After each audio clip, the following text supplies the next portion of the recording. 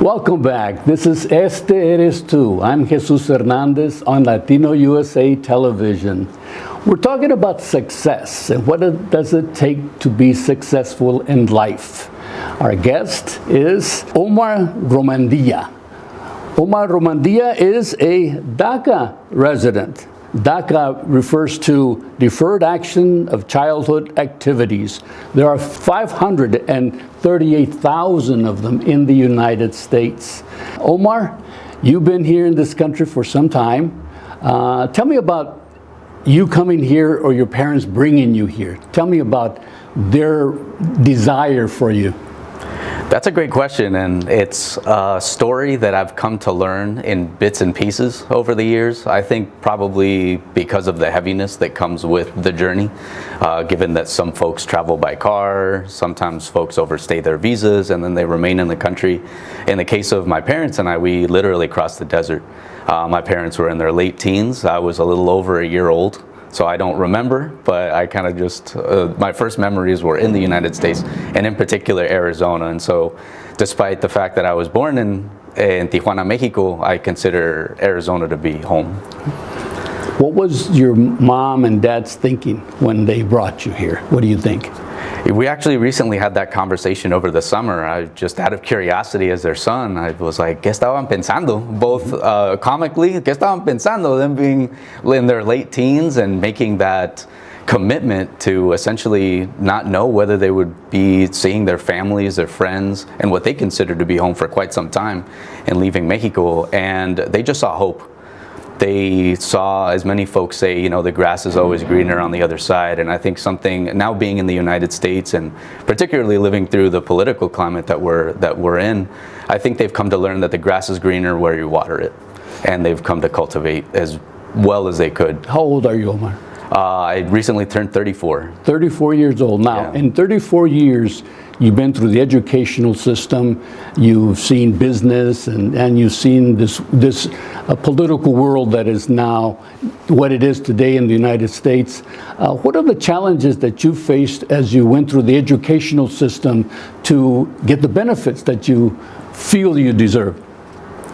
Yeah, that's a great question. I really appreciate you asking it. The challenges that I faced, they became more apparent and they became more raw the older that I got.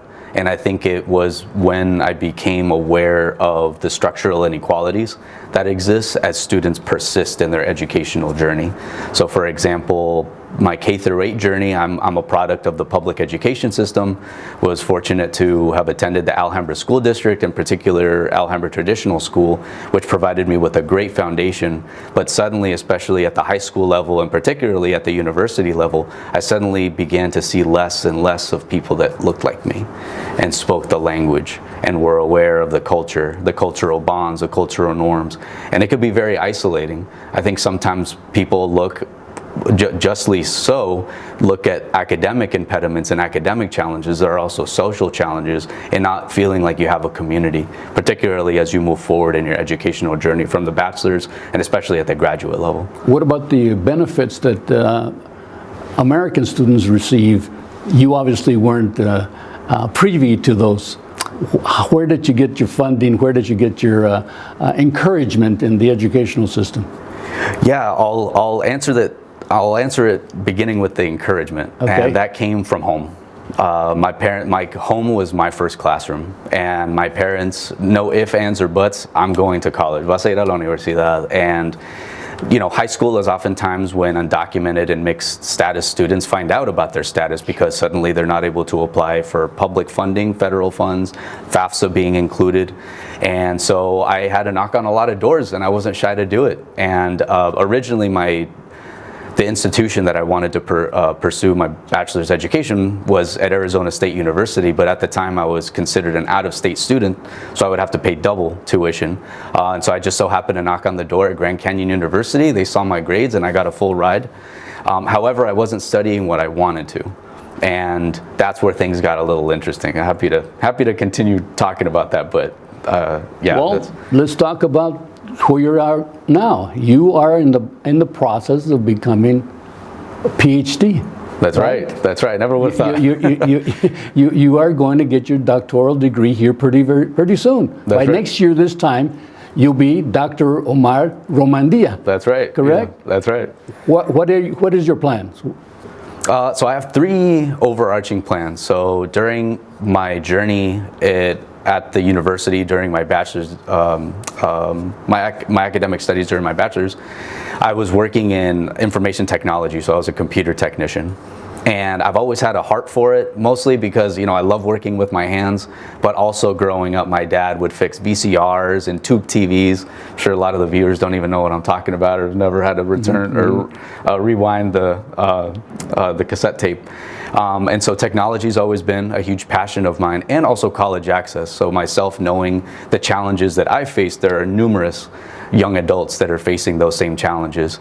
And so in terms of my focus for my PhD, I look to combine the two, technology and college access, in what's now being referred to as workforce development. It's been around for quite some time, sure. But particularly in the Valley, it's really, really booming with companies like Taiwan Semiconductor Manufacturing Company. We have Intel in the Valley, Microsoft, Apple, you name it. And so my purpose, one of my goals as soon as I graduate, is to build equitable workforce development pipeline programs for young adults, because looking at education through like a life cycle mechanism, we need technicians that are in microchip manufacturing, but we also need PhDs in microchip manufacturing that are in research and development. And so maybe, and every one of those ladders, they're essential. We need technicians, and then we also need those PhDs. And regardless of where the student wants to go, I want to help feed their dream. Well, you can notice that there's a need for a lot of different experts. When you see construction going on, there's got to be the guy who can dig a hole and run a tractor, and then the one who can install the electrical part and the foundation and stuff. So, mira, ¿qué le dices a los miles de DACA students who are out there who are saying, híjole, ya no puedo, I can't do it, I'm tired of this, the discrimination is terrible? ¿Qué le dices? What would you tell them? Well, first and foremost, I would say to not give up, which is easier said than done. I would say, because sometimes, like I mentioned, my biggest support system has been and continues to be my parents. So I'm very fortunate that my parents are together, they've stayed together. We're a very, very tight unit, and unfortunately some students that I've worked with and currently work with, they just don't have a stable household. And so I would say surround yourself by a team that will be that wind on your back, because challenges will always be there. It's how good you problem solve that will take you to the next step. And also, and that's just a good philosophy for life. One of my mentors shared, if people are complaining, then you're probably doing something right. Or if people are pushing back, you're probably doing something right. What's your thoughts about the term DACA, dreamers? How you feel about that term, and how the policy, sometimes it's up in the air, sometimes they support it well, sometimes they say, well, let's round them all up and send them back. Yeah. How do you feel about that? Yeah, it's changed for me, the term DACA. Back in 2012, when the executive order passed for DACA, I was jumping on my bed when I heard the news that morning. And now DACA is a teenager. It turned 13. And so when I talk to folks about DACA, we were kids when we got DACA. Now the kids have kids. And what's really concerning too is, just as we've gone older, our parents have gotten older too. And so now you have 2 generations that are in limbo right now. What's really unfortunate is during electoral cycles, DACA really comes to the forefront. It's a key term, you hear it on the news, you read about it in the headlines, but then it fades away as soon as the candidate assumes office. And so it's unfortunate that DACA recipients are oftentimes treated like a pawn when it's convenient, and we're still stuck in limbo. So el mensaje para ellos es, adelante. Para adelante, y que sigan soñando, que no se den por vencidos. I think it's really important that hope remains at the center, at the core of their objectives. And how do you push aside all this negative stuff that's politically that want to, at times, some candidates say, let's eliminate that, DACA. Yeah, I would say find community, find purpose. I think for me, actually since 2010, since I started going to university, I've been involved in nonprofits. I've been involved in political campaigns. I've been involved in recalls of politicians that aren't serving our interests. Get involved, exactly. There's very strategic ways to make a change while still being safe.